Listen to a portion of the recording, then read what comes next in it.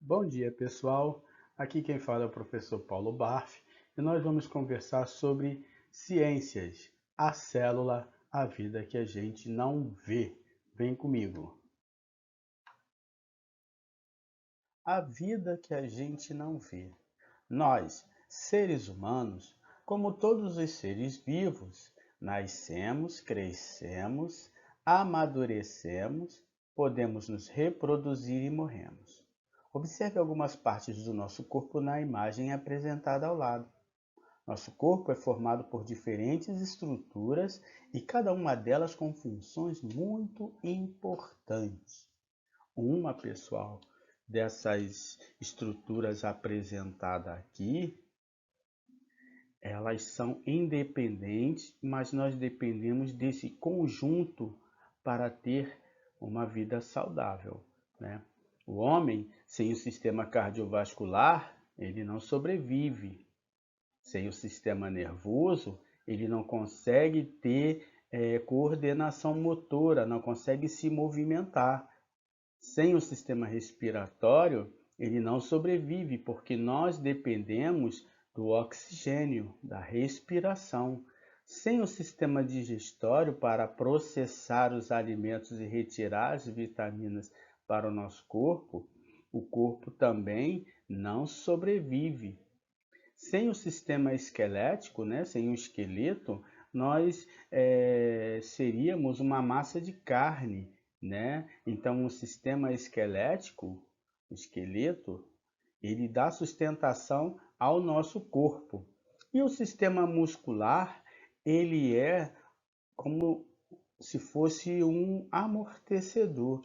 Ele protege o sistema esquelético do impacto, né? Quando nós pulamos, quando nós andamos, tudo isso tem um impacto nos nossos ossos. E o sistema muscular, ele serve de amortecedor, né? Ele é uma proteção para o sistema esquelético. Então é importante que para que esse conjunto funcione bem, né? O sistema cardiovascular ligado ao sistema muscular e esquelético, né? Eles, para funcionarem bem, nós precisamos ter atividade física, né? Atividade física. Sempre procurar um esporte, uma atividade para criarmos estrutura muscular, fortalecemos músculos e ossos e também para uma vascularização melhor do nosso sistema cardiovascular, evitando as doenças como a hipertensão, né, o diabetes também e outras. O sistema nervoso, né, aonde quem comanda o nosso sistema nervoso é o nosso cérebro, ele é importante, né, nós exercitarmos com jogos educativos, com exercício, com leitura, para que ele tenha um bom funcionamento. Já o sistema respiratório, também na atividade, né, física, é bom para fortalecer a oxigenação do sangue, né? Então nós podemos perceber que tudo é um conjunto, tudo interligado um com o outro. E o sistema digestório, ele é importante na manutenção da nossa vida com uma alimentação saudável para produzir energia para que nós possamos executar todas essas tarefas, né? E para que o nosso corpo fique saudável, saudável. Então, uma falha em qualquer um desses sistemas, ele afeta o conjunto inteiro, que é o nosso corpo. Vamos prosseguir? Então, pessoal, como nós já dissemos, né, lá dos nossos sistemas, que um depende de outro, e eles são formados por pequenas estruturas. E essas pequenas estruturas são chamadas células. Então, cada sistema daquele que nós apresentamos, ele tem um tipo de célula específica na formação daquele sistema. e ele vai sempre se renovando, porque as células morrem, mas nascem outras. Elas se renovam ao longo de nossa vida. A nossa estrutura celular ela é renovada várias vezes, ok? As células são estruturas microscópicas que formam um corpo. Nosso corpo é formado por uma grande de células diferentes, todas muito pequenas e invisíveis aos nossos olhos. O formato das células está relacionado à função que elas desempenham. Então, cada estrutura do nosso corpo tem uma função diferente, que foi o que nós vimos. E cada estrutura daquela tem uma célula diferente, com formato diferente. Nós podemos ver aqui nas ilustrações a representação de um esquema de uma célula, como ela é, né? Nós estamos vendo aqui a célula do sangue e a célula do sistema nervoso. Eu vou sinalizar aqui essa célula do sistema nervoso. O sistema nervoso, como eu já disse, ele é responsável pelo comando do funcionamento do corpo, pelo bom funcionamento do corpo. Então, o pulmão, ele tem também uma função importante, o sistema respiratório, em enviar o oxigênio que vem para o sangue, e aí esse sangue, na célula do sangue, que depende do oxigênio, ela com o sistema circulatório, ele bombeia o sangue para todos os órgãos do nosso corpo e para o nosso cérebro também. Então, oxigenando o nosso cérebro, mantém o sistema nervoso, né, as células do sistema nervoso em atividade. Como eu disse para vocês, o nosso corpo precisa de atividades físicas, o nosso cérebro também. Só que a atividade física do nosso cérebro, ela é diferente da atividade física do corpo. Para nós podermos ter um corpo saudável, devemos praticar atividades físicas, fazer ginástica, ou um futebol, voleibol, ou uma corrida, uma caminhada, tudo isso. A célula do sistema nervoso, ela exercita de uma maneira diferente, com jogos que estimulem o raciocínio lógico, o pensamento rápido, a leitura, né? São todos esses exercícios, né, que ajudam a nossa célula, né, do sistema nervoso se multiplicar e ficar interligada. Eu sempre falo na sala de aula que o nosso cérebro, quando a gente não faz o exercício, as células nervosas elas ficam distantes uma da outra. Conforme nós vamos fazendo exercício com atividades que estimulem o nosso raciocínio, o nosso pensamento, elas vão se aproximando, né? Muita gente critica, mas o videogame, dependendo do jogo do videogame, ele é um estímulo, ele é um exercício mental. Eu pratico o origami, que também é um estímulo e é um exercício mental. Muitas mulheres fazem o crochê, o tricô, né? Isso tudo é um estímulo e exercício mental, uma costura, né? Você ali procurar ver o defeito de um carro, mexer, parafusar. Então tem as atividades que forçam a gente a pensar e dar resolução de problemas, são exercícios que fortalecem as células do nosso sistema nervoso, né? Então, vamos continuar os nossos estudos, ok? Fique ligado. Através do microscópio, que conseguimos ver coisas muito pequenas, como por exemplo as células. O primeiro microscópio foi criado na Holanda em torno de 1595. Olha, pessoal, quanto tempo tem que foi criado esse equipamento que revolucionou a ciência, né? O microscópio. Hoje nós temos diversos tipos de microscópio, né? O microscópio óptico, né? Tem o microscópio eletrônico também, e outros tipos de microscópio que ajuda a ciência a enxergar esses seres que nós não conseguimos ver a olho nu. Eu, numa aula de ciência, numa das aulas de ciências que a gente deu, eu exemplifiquei o que é visão a olho nu, né? Para relembrar, eu uso óculos. Então, eu sem óculos, eu estou com o olho nu, não tenho equipamento nenhum para auxiliar na minha visão. Mas também sem o óculos, eu não consigo enxergar muita coisa. Muita coisa fica embaçada, fica turva para mim. Então, eu necessito do óculos para poder enxergar. Tá? É a mesma coisa o microscópio. É como se fosse um óculos que enxergasse coisas muito pequenas.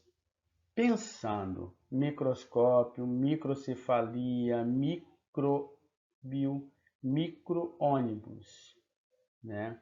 A palavra micro, que está aqui destacada, né? Numa explicação que vocês possam entender, micro é porque é pequeno, é muito pequeno. Vamos prosseguir? Fique ligado. Na pele habitam milhões de bactérias. A pele humana abriga uma imensa diversidade de bactérias e cada região do corpo apresenta diferentes espécies dela.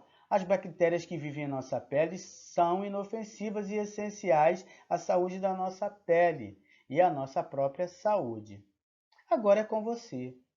Se muitas bactérias são inofensivas para o ser humano, por que devemos lavar as mãos? Então, gente, é uma coisa de se pensar. Ah, tá. Se ali no texto está dizendo que é inofensiva, que faz bem à saúde, né? Por que então tem que lavar a mão? Então, se você fizer uma leitura cuidadosa desse textinho aí em cima do Fique Ligado, você vai perceber que as bactérias, né, vivem em nossa pele, fora do nosso corpo, extracorpóreo, tá? E são essenciais à saúde da nossa pele. Então pensa nisso aqui. As bactérias são essenciais à saúde da nossa pele e à nossa própria saúde. Pensa nisso e responda: por que devemos então lavar as mãos? Na aula passada de ciências, que a gente comentou, na aula passada não, teve uma aula no bimestre que nós comentamos com relação a isso. E no material que eu dei, teve esse comentário aí, com essa mesma mãozinha, dizendo ali alguma coisa com relação a essa pergunta que foi feita, ok? Vamos prosseguir. Bom, algumas bactérias provocam doenças, ok? Nós estamos vendo aqui, antes de eu fazer a leitura, né, diversas ilustrações com relação a bactérias. Nós estamos vendo aqui embaixo, né, a ilustração de um dente, né, e estamos vendo aqui o início, né, de cárie, que é um problema na parte do dente provocado por bactéria. Tosse por mais de 3 semanas pode ser tuberculose, né? Outra doença que é provocada por bactéria. E estamos vendo ali uma ilustração de uma escovação do dente. Vamos à leitura então aqui do texto. Algumas doenças conhecidas são provocadas por bactérias: tuberculose, leptospirose, botulismo, coqueluche, entre outras. A tuberculose é uma doença que afeta os pulmões, causando tosse e liberando bactérias dos pulmões para o ar. Descubra nas imagens apresentadas ao lado o seu principal meio de transmissão e um dos seus sintomas e escreva aqui, né? Então, aqui nas imagens ao lado, você vai observar ali os principais sintomas e vai escrever ali nas linhas abaixo. Outra doença conhecida é a cárie. A cárie se inicia quando a bactéria se alimenta dos restos de alimentos que ficam entre os nossos dentes. Essas bactérias eliminam substâncias, ácidos, que destroem os dentes. Observe as etapas dessa doença. Então, na ilustração 1, nós temos o início da cárie. Na ilustração 2, são os ácidos que destroem o esmalte e a dentina. E na ilustração 3, a cárie atinge a polpa dentária. Gente, quando ela atinge essa polpa dentária aqui, que tem os nervos de ligação, é o que dá aquela dor de dente horrível no nosso dente, né? Então, para nós evitarmos a cárie, nós estamos vendo aqui ao lado a ilustração de uma escovação. É possível evitar a cárie e não deixar o dente adoecer. Para isso, são necessários alguns procedimentos bastante simples. Observe as imagens e escreva o que você observou, né? Então, o que acontece, gente? A galera aí novinha gosta muito de um doce. Ah, mas eu escovei o dente depois do almoço, aí comeu um doce. Aquele açúcar do doce, ele tá lá no seu dente, né? E ali, naquela região, vai se formar bactéria, vai fermentar. E com isso, as bactérias vão corroer o esmalte e a dentina do seu dente e provocar uma coisa que não acontece de uma hora para outra. Tem um tempo. Então, vai provocar essa cárie. Tá? Então é super importante, galera, a escovação dos dentes, né, diária, ao acordar, após a refeição, né, após o café da manhã. Muita gente faz até, acorda, vai no banheiro, escova o dente, toma o café da manhã e vai para a escola, vai trabalhar. Não, acorda, se você escovar os dentes, escova os dentes. Tomou o café da manhã, escova os dentes de novo, né? Ah, comeu uma fruta no intervalo, tem que escovar, é o correto, tem que escovar os dentes. Almocei, escova os dentes após a refeição. Lanchei à tarde, escova os dentes após o lanche, né? Para a gente preservar o nosso dente. A falta de dente, né, da dentição, quando a gente perde um dente, eu já perdi alguns dentes, né? E tratamento dentário é caríssimo, e eu bem sei disso. Então a falta do dente, ela prejudica também o bom funcionamento do corpo na mastigação, prejudica lá a digestão do alimento, né? E fazer esse tratamento depois que o dente cai é só um implante dentário, ele é caríssimo. Eu já fiz alguns implantes dentários, né? É muito caro, demora muito, né? Não vou dizer para vocês que é doloroso, que não é, mas em questão financeira não é barato. E um dentista para cuidar também de uma cárie não é barato, são tratamentos caros. Então, a gente tem que preservar a nossa dentição saudável. Bom, já dissemos aqui, né, que existem algumas bactérias que são benéficas à saúde. Então fique ligado. Os benefícios das bactérias. Como já dissemos, bactérias não provocam apenas danos. Elas também são responsáveis por vários benefícios para os seres humanos e para o meio ambiente, e estão presentes na produção de produtos de limpeza e alimentos. Nós comemos bactérias. Comemos bactérias, professor? Sim, comemos bactérias. Os indivíduos fermentadores, como os lactobacilos e streptococcus, produzem iogurtes e coalhadas. São alimentos muito deliciosos, por sinal, e muito saudáveis. Também existem bactérias que habitam no solo, auxiliando na decomposição da matéria orgânica e o tornam mais ricos em nutrientes, facilitando assim o crescimento das plantas, né? Então, como podemos perceber, as bactérias não são vilões, né? Depende da bactéria e depende da função dela, que são muitas das vezes benéficas. Muitas das vezes a gente tem um canteirinho no nosso quintal e aí nós temos que adubar a terra. E qual material que a gente aduba a terra? Muitas das vezes é o chamado estrume do boi, o esterco, né?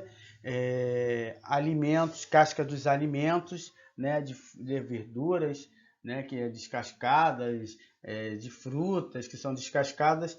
Muitas das vezes as pessoas fazem aquela comportagem daquele alimento orgânico e dali produzem o adubo orgânico para adubar a terra nas plantações. Isso é muito usado também na agricultura, nas grandes fazendas de plantio da agricultura, ok?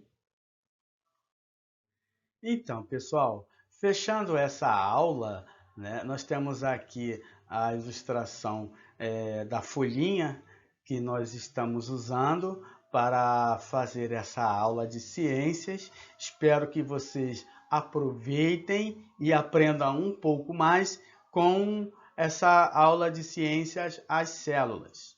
Lembrando, pessoal, que o uso do material didático carioca, o uso do Rio Educa em Casa, com seus aplicativos, as aulas no Google Sala de Aula são essenciais para a continuidade dos seus estudos de maneira remota, ok? Qualquer dificuldade em acessar as plataformas, entre em contato com a sua escola da Rede Municipal do Rio de Janeiro, né? Pedindo uma ajuda com relação ao acesso às ferramentas. Lembrando também que o Rio Educa em Casa, com os seus aplicativos que estão inseridos dentro dele, não gasta os seus dados de internet do seu telefone. Então, pessoal, fique ligado, né? Você não precisa necessariamente ter a internet no seu telefone para usar o aplicativo. A prefeitura, ela custeia esse acesso aos alunos e professores da rede municipal, ok? Então, se cuidem, usem máscara, evitem aglomerações, usem o álcool gel e até um próximo encontro. Tchau, tchau, fiquem bem.